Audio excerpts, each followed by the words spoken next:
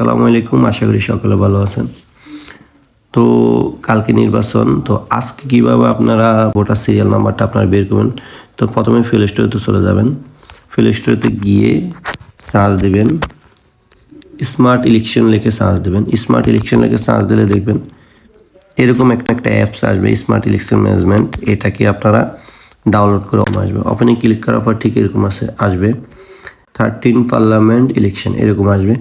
তো আপনারা এখানে ক্লিক করবেন, ঠিক আছে। এখানে ক্লিক করার পর আপনারা কোন বিভাগে আছেন এবং কোন জেলায় আছেন এবং কত নম্বর আসন থেকে আপনাদের নির্বাচনটা হচ্ছে সে আসন আপনারা বিস্তারিত এখানে দেখতে পারবেন। তো আমরা সেখানে যাব না, আমরা সোজা চলে যাব ফ্রেন্ড ভোটিং সেন্টার, এখানে চলে যাব, ঠিক আছে।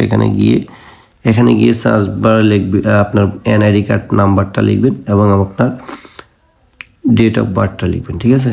তো আমি আমার এনআইডি কার্ডটা নাম্বার দিতেছি, এখানে আপনার ডেট অফ বার্থ দেবেন, ঠিক আছে। এবার কী করবেন, এখানে সার্চ অপশনে ক্লিক করবেন, ঠিক আছে। দেখুন আমার কেন্দ্রে আমি চাঁদপুর 5 আসনে বেড়নিয়া বাজার উচ্চ বিদ্যালয় এই কেন্দ্রে 467 নাম্বার সিরিয়াল নাম্বারে আমি ভোট দিতে যাব, ঠিক আছে। আমি সকালবেলা এই সিরিয়াল নাম্বারটা নিয়ে যখন এজেন্টের কাছে দিব তখন আমি সহজে ভোট দিয়ে চলে আসতে পারবো।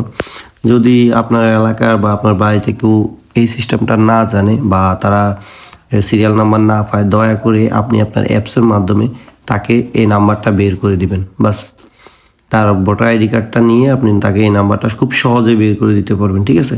তাহলে কেন্দ্রে গিয়ে তার আর কোনো কষ্ট ঝামেলা শিকার হতে হবে না, এজেন্টদেরও কোনো প্রকার কষ্ট করতে হবে না, ঠিক আছে। তো ভালো থাকবেন সবাই, যারা এই সিস্টেমটা জানেন তারা সবাইকে হেল্প করবেন, ঠিক আছে। আল্লাহ হাফেজ।